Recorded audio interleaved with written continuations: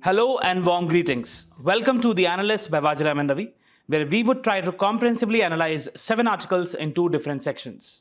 In the analysis part, we'll first have a comprehensive discussion on artificial intelligence and India AI mission, along with the challenges and the way forward. Then, in the second article, we'll have a discussion with respect to the information commissions in the country, the issues being faced by them, and the way forward. Then, in the simplified section, we'll have a look at 5 different articles from a special perspective of UPSC Prelims 2025, along with the value addition. So stay tuned. Coming to the very first article of the day, this is with respect to artificial intelligence and India AI mission. Now see, this word artificial intelligence, it has become a buzzword. And we see the application of AI in one form or the other in different sectors, be it the healthcare, be it the education, be it the transportation, or be it the medical field. So therefore, considering this, the union government had appointed a particular panel to basically come up with guidelines regulating the AI in the country. And now that particular panel has recommended that an interministerial committee should be set up to enforce the artificial intelligence rule and ensure the effective governance of the country's emerging AI ecosystem. See, this topic becomes really important, especially from the perspective of GS3, Science and Technology, and also from that perspective of the ethics, because AI also has ethical implications, right? So we'll try to comprehensively look what AI is all about, what is India AI mission, what are the challenges, and what should be the way forward. Now, let's first break this issue and talk about what do we mean by artificial intelligence. As the name says, that when the machines have the capacity to think like humans, when they simulate the human intelligence, what we call as the artificial intelligence. You take a machine, and what happens in this is that we feed in data in this particular machine, right? When a lot of data is fed into a machine, the machine then works along a series of steps, what we call as algorithms, right? And it uses different models, computational models. You must have heard about the word language model, right? Now, language model, it basically tries to predict the order of words, right? When these language models become quite big and advanced, what we call as large language models, LLMs, which are actually used in features like ChatGPT or Gemini, right? Now understand that the basis of these machines is the data. That is, once I have a machine, and if I'm feeding the data inside, the data is being processed. And then on the basis of that processing, the machine would then give me a response, right? On the basis of the question which I pose to the machine. Now, as I said, the core is the data. And then that data is actually used by different machines. Now, this particular artificial intelligence, it has 2 processes involved in this, right?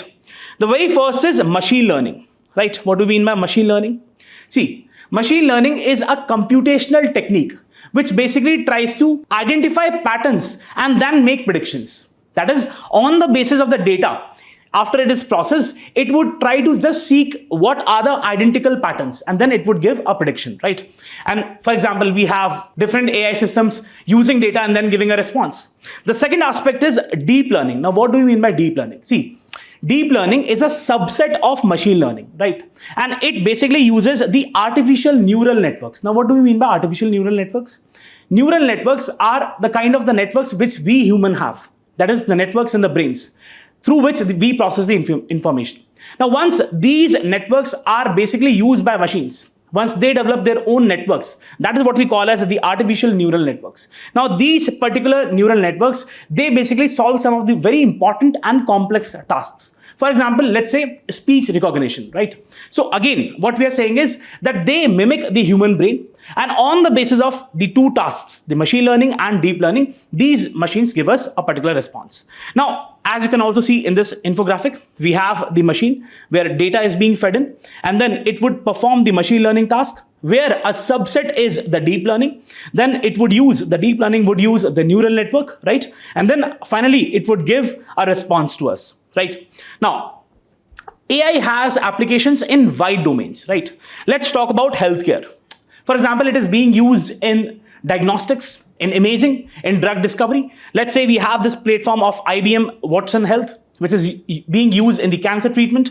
Then we have the Google DeepMind's AI, which is used to scan the retina, right, in the eye. Then it is also used in the finance sector to provide personalized finance products or to detect fraud in a particular scenario. For example, PayPal is using the artificial intelligence to detect the fraud. Then we have education. Now, in education, you must have heard that we are using for personalized learning, or for example, let's say, take the case of automated grading systems. For example, we have systems like Duolingo, which are using the artificial intelligence to give the response in different languages. Then we have got Gradescope, which are using this particular artificial intelligence for automated grading. Then we have got transportation, which is basically applying artificial intelligence for autonomous driving. You must have heard about Tesla's autopilot system, or be it Google Maps. Now, Google Maps is using artificial intelligence to basically have a more efficient traffic management system, right? Then we have retail and e-commerce for better inventory management, for better recommendation. You must have heard, or you must have seen, that once you open the Amazon app, it basically gives you those products, the list of those products which you are more inclined to buy, right? That is what the preferences, on the basis of your preferences, the data is being processed and then that information is being given. So that is used in Amazon. Then we have manufacturing. So we have companies like Siemens and Foxconn. Now, Siemens is using for predictive maintenance, right? Foxconn, it is the world's largest electronic manufacturer in the world, right? So basically it is using AI in different applications. Then be it agriculture, you must have heard about the word precision farming, right? We have IBM Watson, which is basically using the AI for weather forecast to the farmers. Then we have entertainment. You must have seen in Netflix, right? Similar, on the basis of your preferences, you are being actually shown those movies and series. Then we have cybersecurity being used for threat perception, threat detection, user authentication, right? And we have applications like Darktrace, right? So we have applications in different domains, almost in every domain, be it space exploration or even the environmental sustainability. So AI is really very important. Now, let's talk about what is this India AI mission. See, first of all, it is a collaborative initiative of the Ministry of Electronics and Information Technology, National E-Governance Division, and National Association of Software and Service Company.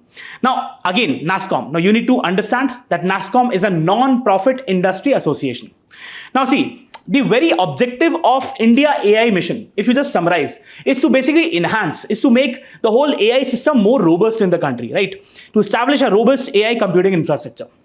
Again, there are different aspects, be it enhancing the data quality. As I told you, the better the data would be, the larger the data would be, the more accurate would be the response of these machines, right? Develop indigenous AI technologies, very important. Now, what we are actually trying to do through this India AI mission is, we are trying to make language models, as we just discussed, in the Indic languages, in the Indian languages, right? Also, you must remember that in March 2024, the Union Cabinet, it approved a funding of almost 10,000 crores for this particular mission.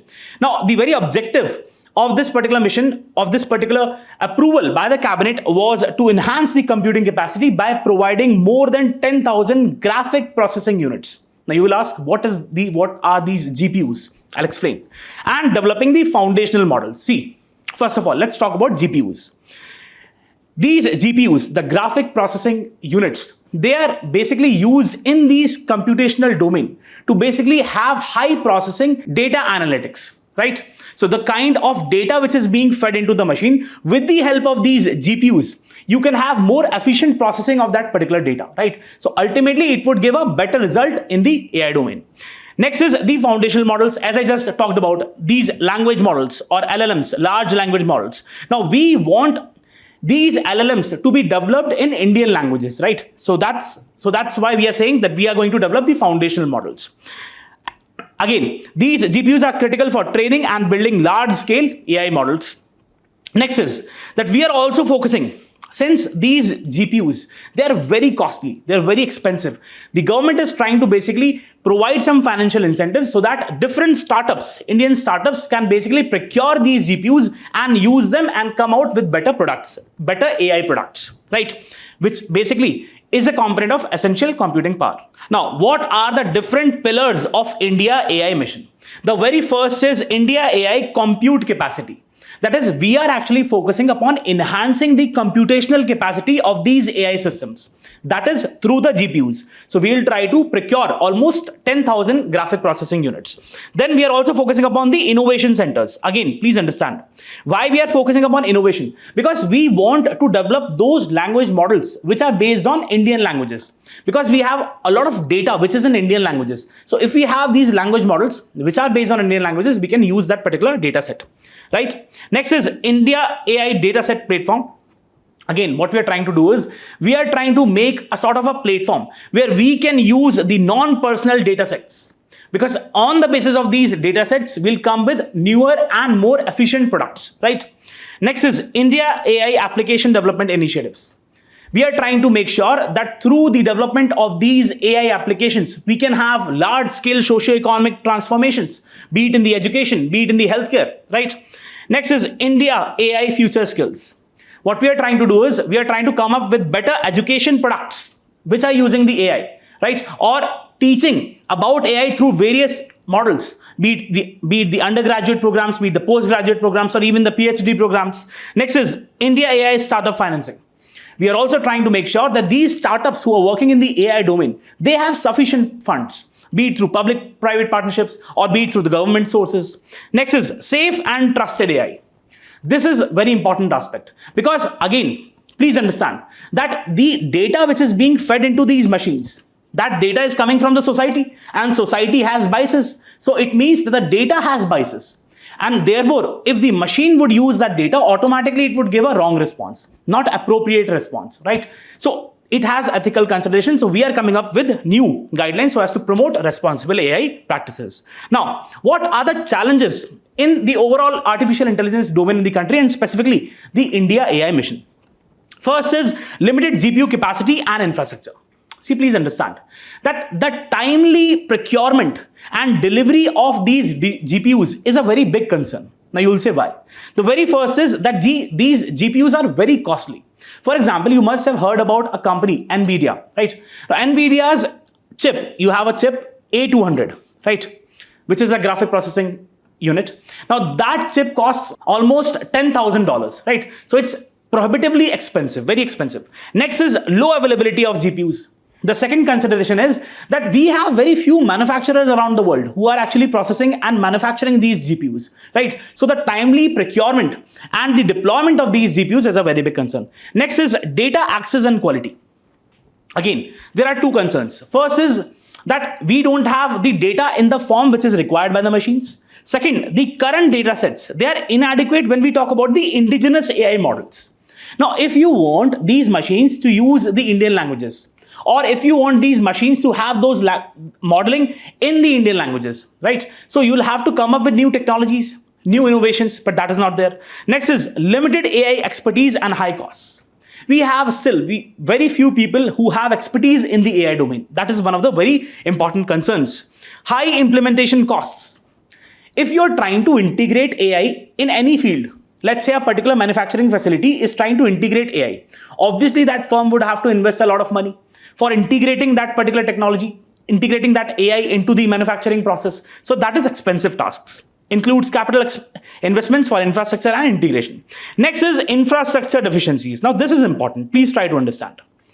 If you really want to efficiently use the AI, if you want to capitalize upon the AI, you need to have a very strong cloud computing system. You must have heard about cloud computing, right? Where the data is stored in the clouds. Not that cloud, but the computing cloud. Again, what we are trying to say is that these clouds, data clouds, they require huge data centers, which is quite expensive, right? We have very few data centers. So there's a need to invest in these data centers so that we can have the cloud computing facility. We have done it through the Airavat. Now, Airavat is basically a cloud computing system of the government, but more is needed. Next is ethical and integrity concerns. Again, as I just told you, that there are biases in the society. There are we have discrimination in the society, right? And those discriminations are reflected in the kind of data we have. If you are feeding the same data into the machines, that would obviously not give you the correct response.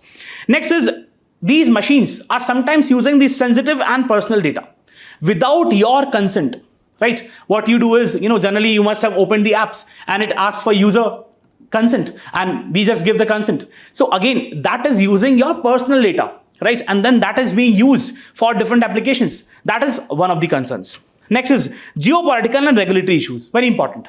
These technologies, these processing units, graphic processing units and other technologies, they are in very specific countries around the world.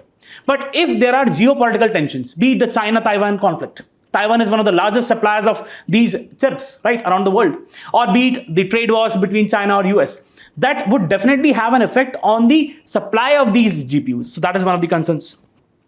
Next is environmental concerns, very important. See, let's say I search anything on the Google. It's a simple search. But if the same search is done on ChatGPT, it requires more processing.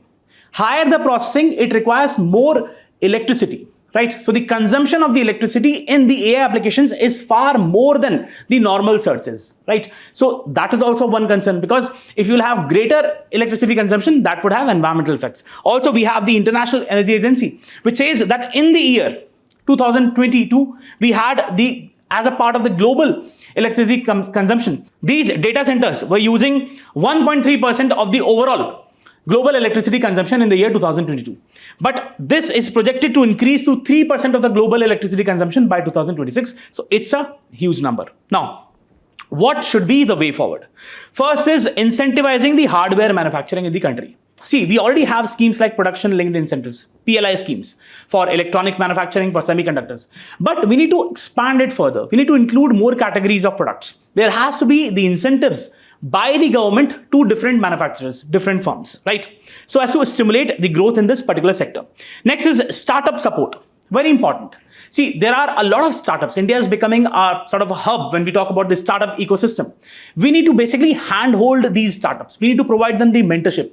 We need to give them the financial incentives. For example, we have done in Telangana, for example, the T Hub, right? Now, these incubation centers, right, what they do is they try to handhold these startups through various technologies or financial incentives. So we need to give them, there has to be the accelerators or incubators. Next is comprehensive data ecosystem. There has to be a development of national data platform. Now, what this national data platform would do, it would serve as a centralized data repository, so that the data can be fetched from these sources in a proper manner with standardized formats and quality checks. And there has to be the development of encryption techniques. What do we mean by encryption? So as to protect the data, so as to enhance the security of the data. Next is data labeling. What do you mean by data labeling? So that through the data labeling, you can have a proper catalog that this data belongs to this category, this data belongs to this category, so that we can basically work on quality data. Next is prioritize ethical AI, very important. See, there has to be a development of global guidelines, global regulation when we talk about the development of AI. There has to be comprehensive AI ethical guidelines, and there has to be the formation of independent AI ethic boards, right, which can basically see whether a firm is abiding by the ethical principles or not. Next is there has to be regular AI audits, very important, by the third party, so as to make sure that these data, they are not biased, right? Next is AI application for societal development. We need to basically identify a few sectors, right, which require a sort of a transformation, be it the healthcare, right, or be it the education. We need to apply the AI innovations specifically in these sectors, right, and develop the AI-driven solutions. Ensure equitable access to the AI benefits. This is also one of the concerns. Once we have the development of the AI applications, the benefits should be distributed equitably. That is one of the aspects. Next is promote sustainable AI. We need to invest in energy efficient AI algorithms and hardware, right? So the kind of algorithms and hardware we are making, they should be energy efficient. Next is renewable energy sources should be used for these data centers. Creating AI-powered solutions for resource optimization, right? Resource management. Then talent gap, very important. We should enhance the pool of candidates who have substantial knowledge in the artificial intelligence domain through internships, through research projects, and faculty exchange. Let's say with the developed countries around the world. We need to give them better incentives so as to retain them, right? If you not provide the money, who is going to work for you, right? So that is the aspect. These people, these skilled people should be given adequate incentives. Again, what we are trying to say is that artificial intelligence has huge scope, but there are certain challenges. The government is definitely working upon that, but there are challenges. What we need to do is we need to focus upon the ethical aspects. We need to make sure that the data is not biased, right? We need to make sure that there is adequate funding infrastructure which is provided to these startups or other firms. We need to focus upon other financial incentives so as to make sure that we have a very inclusive architecture so that we can basically bear the fruits. Every section of the society can bear the fruits of the artificial intelligence. That is it for this article. Let's have a mains practice question. The question says, discuss the objectives, potential benefits of the India AI mission in driving technological innovation and digital transformation in India. Highlight the challenges associated with its implementation and suggest measures to address the same. 15 marks, 250 words. Do write a particular answer on this question. And I'm happy that many of you are writing the answers. It's a good thing. So let me also give you two quick questions. The first is, which constitutional amendment is known as the mini constitution? Mini constitution. First question. Second question is of geography. Now you need to tell me the boundary which separates the crust and mantle and the mantle and the outer core. Did you understand? The question is, you need to tell me the name of the boundary, what we call as discontinuity, which separates the crust and the mantle and the mantle and the outer core, right? So this is the question from geography. So do answer in the comment section. Let me see who answers first. And again, if you are liking the initiative, please do support us through your likes so that we can continue to provide you this enriched content. Let's go to other article. Coming to the second article, this is with respect to the information commissions, the Central Information Commission and the State Information Commissions. See, we have a very important law, that is Right to Information Act of 2005. Now, the coming of the Right to Information Act, it was basically seen as the march from the darkness of secrecy to the dawn of transparency, because it entitled citizens to basically seek information from the public authority. But now what we are seeing is that this particular law is being killed. How? Because one of the very important institutions which has been made through this particular law, that is the Central Information Commission and the State Information Commissions, they are actually being rendered useless. The information commissioners are not being appointed on a timely basis, and thus it is weakening the overall objective of the RTI Act, right? So that is the reason that we have the Supreme Court. It has slammed the chronic delay shown by the center and the states in appointing the information commissioners to decide the citizens' right under the Right to Information Act. Now, this is a part of GS2 statutory bodies. See, as I just told you, that we have the Central Information Commission and the State Information Commissions, which are basically established under the Right to Information Act of 2005. Again, since they are established on the basis of a law, they are statutory bodies, right? So they play a very important role when we talk about ushering in the aspects of transparency and accountability, especially in the public domain, right? So very important. Now here I have given a tabular description of the differences between the Central Information Commission and the State Information Commission. Let's go through this. So they are statutory bodies under the Act of the Parliament. The vision is to play a dynamic role in ensuring the effective and efficient participation of all the stakeholders in providing the information by performing functions in an accountable, responsive, and transparent manner. What is the mission of these bodies? To ensure smoother and greater access of information as envisaged in the RTI Act and having a citizen-centric approach.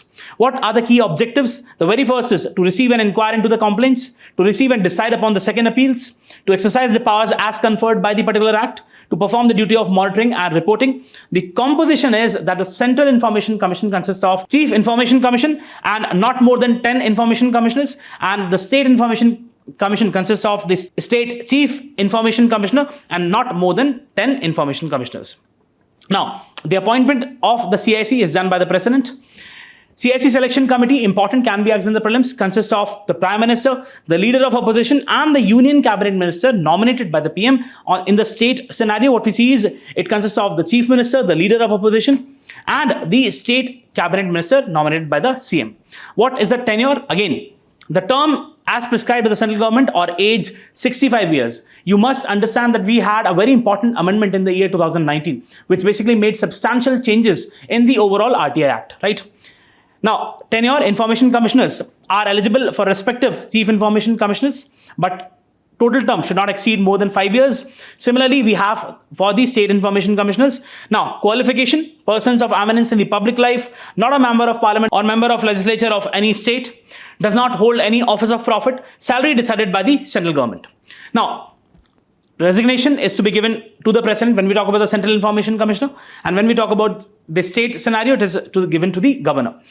We have a particular case of the removal also. So the president or the governor has the authority to remove the chief information commissioner or the state chief information commissioner or any information commissioner under the following circumstances: adjudged insolvent, convicted of an offense which in the opinion of president involves a moral turpitude, engages in paid unemployment, unfit to continue in office due to infirmity of mind or body, acquires financial or other interests which are likely to have an adverse impact.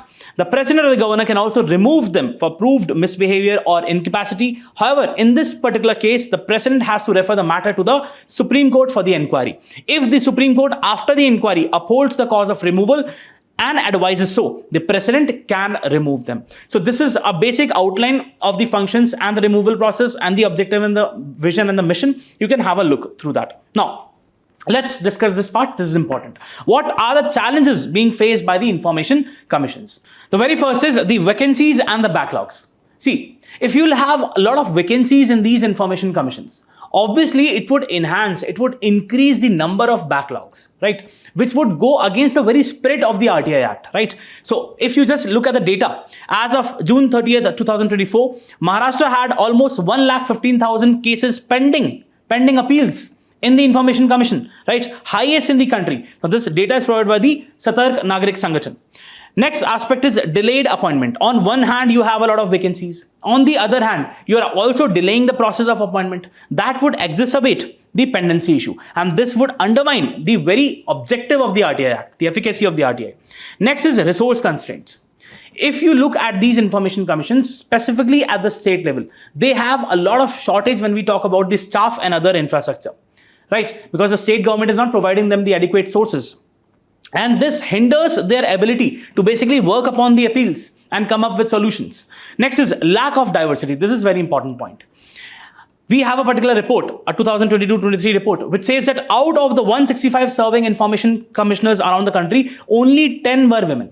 Now, this points towards the gender disparity we have in the appointment process, right? In the information commissions around the country. Next is non-compliance with penalties. See, we have in the RTI Act a provision which makes sure that if the public information officers, they are not abiding by the rules, if they're not providing the information on a timely basis, they should be penalized. But seldom we have witnessed any case where these PIOs have been penalized, right? So there has been a quite infrequent use of the penalties against these PIOs. Next is operational inactivity. During the COVID-19 times, what we found was that 21 out of the 29 state information commissions had no RTI hearings. Understand, especially during those tough times when the information was really required from these bodies, it was not given. Now, what should be the way forward? First is timely appointment, very important. There has to be the establishment of a very transparent and time-bound process so that there can be timely appointment of these information commissioners and we can basically enhance the efficacy of the RTI Act. Next is adequate resource allocation. Very important. There has to be adequate staffing and infrastructure. The state government especially should give adequate resources. Next is enhanced training. These information commissioners and the other staff should be given proper training so that they have a better capacity to come up with solutions, to basically deal with the appeals in a more robust manner, quick manner. Regular training programs must be conducted.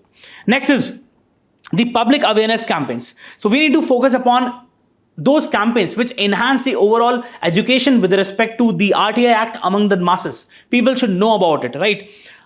So that they are more informed and effective use of the law is done. Next is strict enforcement of penalties.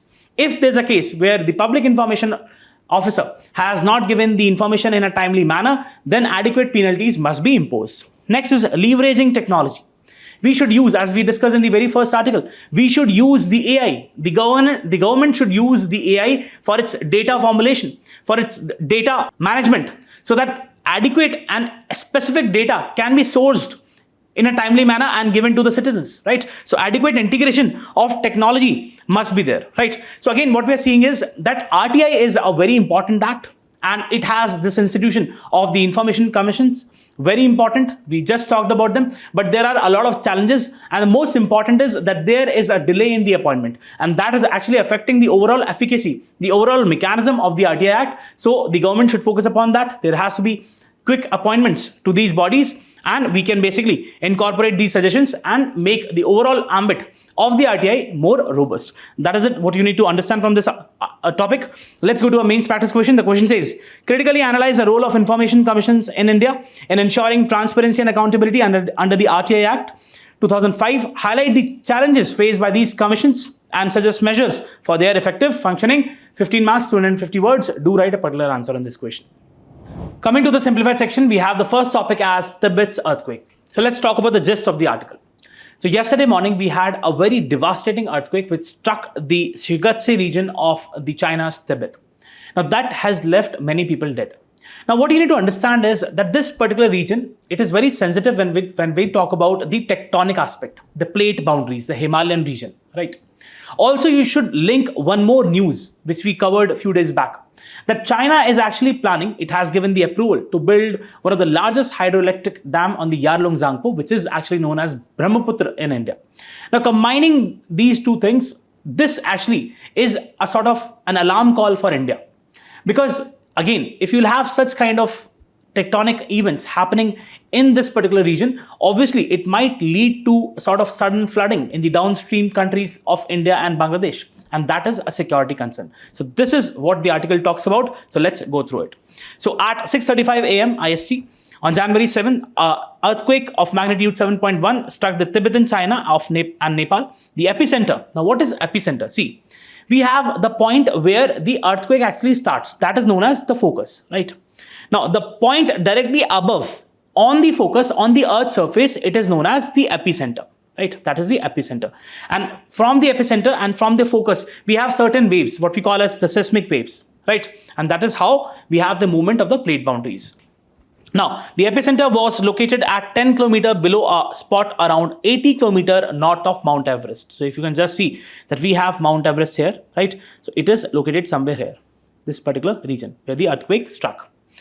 95 people dead and 130 injured. Reports of the tremors being felt as far as Kathmandu, Thimphu and Kolkata. Now, the China Earthquake Network Center has said that the point on the surface below which the epicenter lay was in the Tingri County of the Shigatse region. This is the Shigatse region, right? Shigatse region, and we have the Tingri County. It lies 4.5 kilometer above the sea level on an average, home to some of the 8 lakh people, and county itself is home to 7,000 people. The region's capital city is the seat of the important Panchen Lama of Tibetan Buddhism, considerable spiritual significance. Tingri County is also a gateway to Mount Everest, popular tourist destination. Number of tourists is lower in the winters. China has already closed the tourist access in the region since the earthquake struck. Now, the earthquake's main shock may have emerged in the Lhasa terrain. Now, what do we mean by terrain, right? So, a terrain is a specific fragment of the crust. We have a specific fragment of the crust where this particular event has taken place. That is where we have the Lhasa terrain. The Lhasa terrain includes the sites involved in the China's construction of the world's largest hydroelectric power dam. So, we have the Zangbu Dam here, and China is planning a particular hydroelectric dam here at the Great Bend. We have the Namcha Barwa mountains here, right? Once completed, the project would straddle the Yarlung Zangpo river and generate around 300 billion kilowatt hours of electricity. The project has elicited expressions of concerns from India, since the river subsequently flows into the Arunachal Pradesh and Assam, where it becomes Brahmaputra. So you can just look at the map that we have the river coming here, taking a sharp bend and coming into the state of Arunachal Pradesh and entering Assam. The dam could affect the river's perennial status. Wider Himalayan region is considered to be the planet's third pole. Why we call the Himalayas as the third pole? For the amount of water it holds in the form of the glaciers, rivers and lakes. And it has effects on the millions of people who depend upon this water. Earthquake forced the rivers to change the course and to destabilize the glaciers and the lakes and increase the risk of flooding. Third, the cause of earthquake is related to the significance of this particular location. Right, now why we have more number of earthquakes in this particular region? We have the plate tectonic theory. So how the Himalayan mountains were created? We have around 50 million years ago, the Indian plate collided with the Eurasian plate. So you can just see, we have this particular Indian plate, it collided with the Eurasian plate, and then that led to, we had the Indian plate coming down, right? And then we had this particular plate leading to the formation of Himalayas, right? So this is how the formation took place. The tension between the two plates has continued to build as the Indian plate is still pushing in at around 60 millimeters per year. Earthquakes and tremors occur when the rock formations in the region shift ever so lightly as they adjust to the tension. Since 1950, the geologists have recorded more than 21 earthquakes of magnitude 6 or higher in the Lhasa terrain alone. The strongest was near the Menling in 2017 with the magnitude of 6.9. To understand where the next quake might occur and how powerful it might be, the geologists have to focus upon certain parameters. That is, first is to understand the ancient plate collision in the great detail, estimate how much tension is accumulating in different parts and how much of it has been released. See, please understand why this earthquake takes place is that when you have tension, when you have stress in these plates, that stress tends to suddenly erupt itself. And when you have sudden eruption of that stress, it leads to the movement of the plates, and then that results into the earthquake. So that is the overall mechanism. Now let's also talk about different types of plate boundaries. So we have divergent, we have convergent, and we have transform boundary. So as the name says, divergent means that you have the plates which are spreading. Now once you have the plates which are spreading, obviously they would be constructive, right? Then topography is related to the ridge or rift. Is there a volcanic activity? Yes, definitely. Convergent is that there is the subduction of one particular plate, and this is destructive. We have the trenches. For example, we have the Mariana Trench, right? And then is a volcanic activity there? Yes. Then we have the transform. So when you have two plates boundaries sliding past each other, that is transform. So it is conservative. That is, neither the land is created nor it is destroyed. No major effect on the topography. And yes, there are no major volcanic activity. So this is what you need to understand with respect to this particular article. Coming to the next topic, this is with respect to Bharatpol. See, please understand the gist. We have certain criminals who basically commit serious offenses in the country and then evade the country and then become fugitive. Now it becomes really difficult to catch them. Now this particular platform, the Bharatpol, it is actually trying to link the Interpol, International Police Organization, with the police and security agencies in the country, so as to facilitate the information sharing and to make the process more effective, so as to catch these offenders, right? So this is the overall gist. We'll also talk about the CBI and we'll also talk about the Interpol. Now the Union Home Minister inaugurated the Bharatpol portal, which aims to provide the police and security agencies in India with seamless connect to the Interpol, the International Police Organization. Criminals committing crimes in India and fleeing to the other countries had evaded the reach of the Indian laws for years. With the implementation of modern systems such as Bharatpol, such criminals could now be brought within the ambit of the justice. The new criminal law also enabled the prosecution of fugitive criminals through the trials in absentia. With the capabilities of the Bharatpol, fugitives could be brought to this justice wherever they hide. He also urged the Central Bureau of Investigation to take lead in the implementing the Bharatpol and ensuring the widespread training in its use at the grassroots level. So please understand, if there's a question in the prelims that who's the implementing agency, it is the CBI, right? The portal has been developed by the Central Bureau of Investigation.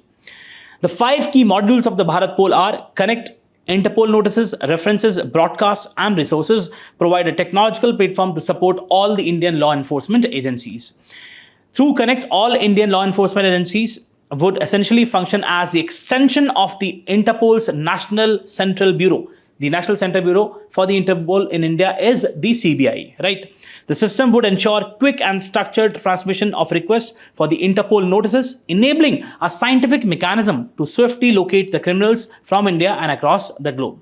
Now let's talk about the Central Bureau of Investigation. It is the premier investigative agency in the country, responsible to investigate grievous cases and provide leadership, especially in the cases which are related to the corruption. Recommended by the Santanam Committee in the year 1962-64, which was formed for the prevention of corruption. It is not a statutory body, remember, right? It was set up by a resolution in 1963 under the Ministry of Home Affairs. It derives its power from the Delhi Special Police Establishment Act of 1946, nodal police agency that coordinates on behalf of the Interpol countries. The nodal ministry is Ministry of Personnel, Public Grievance and Pension. Please understand, this is important. The nodal ministry is Ministry of Personnel. For issues under the prevention of corruption, the superintendence lies with the Central Vigilance Commission. There are different types of cases which are handled by the CBI. So for example, we have the anti-corruption cases, and it uses the cases under the Prevention of Corruption Act, right? For different officials, be it from the central government or the public sector undertakings. Economic crimes, for example, we have serious crimes like fraud or cybercrime or import-export or foreign exchange, right? Next is, it also basically handles the CO moto cases. So investigation of offenses only in the union territories, but taking up on the priority basis.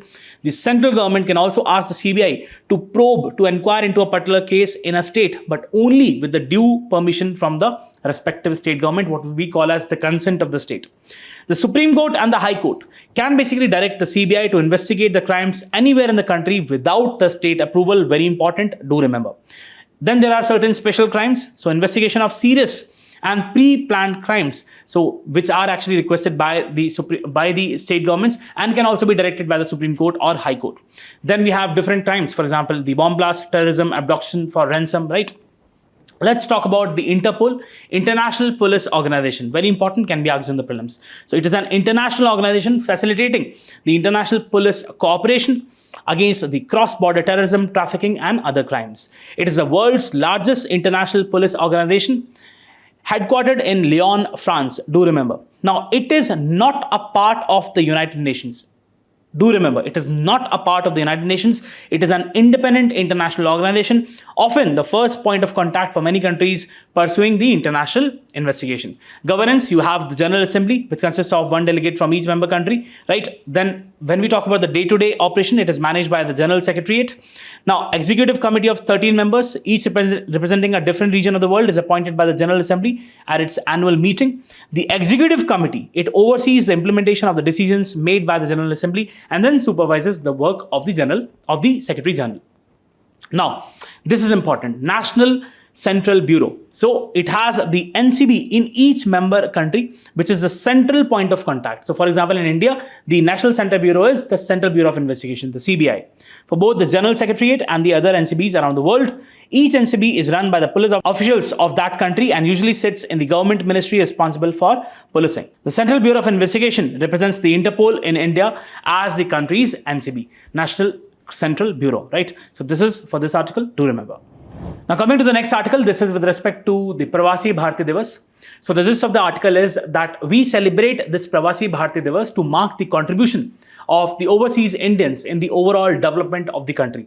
And this year we have the Trinidad and Tobago President, Christine Carla Kanglu, who has been invited as the chief guest at the 18th Pravasi Bhartiya Diwas, which is being held in Bhubaneswar from January 8th till 10th. Now, Pravasi Bhartiya Diwas is celebrated on 9th of January since 2003 to mark the contribution of the overseas Indian community.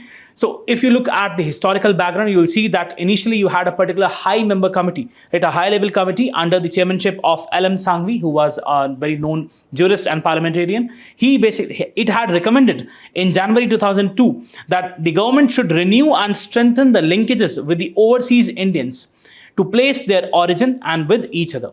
And then the committee recommended that the Pravasi Bhartiya Bhavan should be set up as a focal point for networking between the India and its overseas Indian community. And it would also serve as a suitable place to commemorate the stories of the Indian diaspora.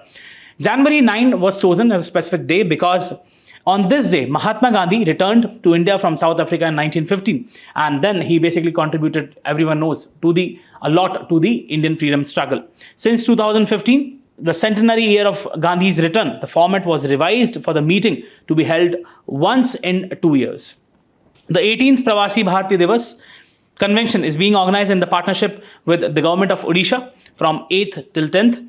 And the theme is Diaspora's Contribution to Viksit Bharat, aimed at celebrating the bond between India and its overseas Indian community, the MEA statement has said. Now let's go to the article. So we have a particular Indian origin person, that is Ashok Mago of the Indian American community and a Padma Shri awardee. He will participate in the Pravasi Bhartiya Diwas convention. Mago, the chairman and CEO of the management consulting firm in Texas, Mago and Associates, has played a key role in drumming up the support for India-US nuclear deal in the US Congress. So please understand, the diaspora has played a really important role, as the article talks about, that when we had this India-US nuclear deal, the contribution of diaspora was a lot, right? And we have this particular person who contributed. The theme of the Pravasi Bhartiya Diwas Convention 2025 is Diaspora's Contribution to Viksit Bharat. PM Narendra Modi virtually flagging off the Pravasi Bhartiya Express. Now, this would be a special tourist train. Train would depart from the Nizamuddin railway station in Delhi and would travel to multiple destinations of touristic and religious importance. As many as 6,000 business leaders, philanthropists, academicians, economists, cultural proponents, philosophers and thought leaders would converge in Bhubaneswar from 75 countries over the next 3 days. The sessions will be focusing upon seeking investments for India and specifically for Odisha. Please understand that these people who are invited in these Pravasi Bhartiya Diwas, they are really affluent. They have a lot of money to invest in the country, and therefore the government is also looking on that aspect. The last two editions of the convention were held in Madhya Pradesh in 2023 and Uttar Pradesh in 2021.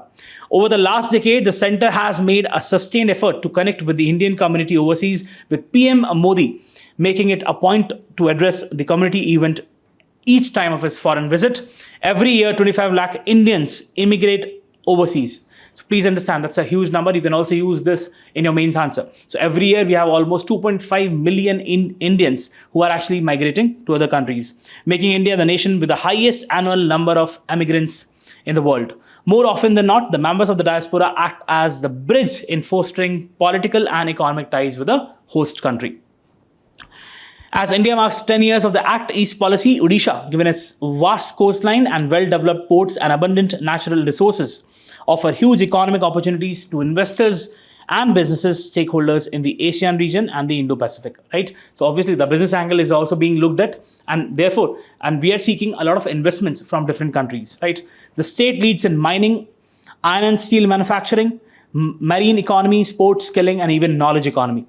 Even we'll also see the special joint business session of the Ministry of External Affairs and Odisha government, which would be an interaction between External Affairs Ministers Dr. S. Jaishankar, CM Mohan Charan Manji, with member of the Indian diaspora involved in businesses. A host of art proponents who have contributed to the spread of Indian culture legacy have also been invited and will speak at the session Diaspora Dialogue. Then it would be chaired by the Union Tourism and Culture Minister.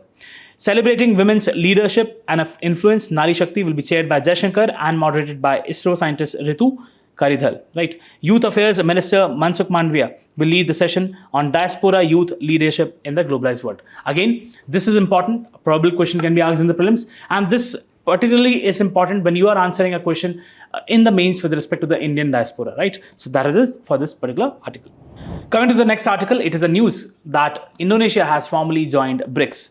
Now, the gist of the article is that we have this grouping BRICS, which is basically trying to give an alternative governance framework, right? Which is actually as of now dominated by the Western democracies, right? And we have countries like Russia, China, India, and others as well joining this particular grouping, who are proposing a new framework for the overall governance, the global governance, right? So the news is that Indonesia will formally join BRICS as a full member, Brazil's government said on Monday, further expanding the group of major emerging economies that also includes Russia, India, China, and South Africa. BRICS membership is a strategic way to increase the collaboration and partnership with other developing countries. Indonesia, the world's fourth most populous nation, had previously expressed its desire to join the group to further the interest of global South. Now, this is a news snippet from the Al Jazeera. It says Indonesia joins the BRICS group of emerging economies. Brazil, which holds the rotating presidency of the group, declared on Monday that Indonesia was set to join as a full member. Indonesia said on Tuesday that it welcomes the announcement. The foreign ministry in the Brazil said earlier that the Southeast Asia's most populous country shares with the others member the will to reform the institutions of global governance, right? So as to provide an alternative form of governance, what is being actually dominated by the Western countries as of now, and contribute positively to cooperation with Global South. It noted that Indonesia's bid to join the bloc was approved during the summit in 2023 in Johannesburg. The acronym was originally coined by an investment banker at the dawn of the century. The BRICS group was formally created in 2009 by founding members Brazil, Russia, India, and China. South Africa, it basically joined a year later. The bloc expanded again last year to include Iran, Egypt, Ethiopia, United Arab Emirates, and then they became full members. BRICS is increasingly viewed as a counterweight to the West with the de-dollarization of the international trade. So what the countries of the BRICS are saying is that we also need to have the other currencies coming into the trade, right? There should not be an unjustified dominance of the US dollar in the overall trade. Many members accuse Washington of using the greenback. Now again, please understand, greenback is what is? The US dollar. US dollar as a political tool, and the group has proposed a common currency. The US President-elect Donald Trump has threatened 100% tariffs on the BRICS nation, right?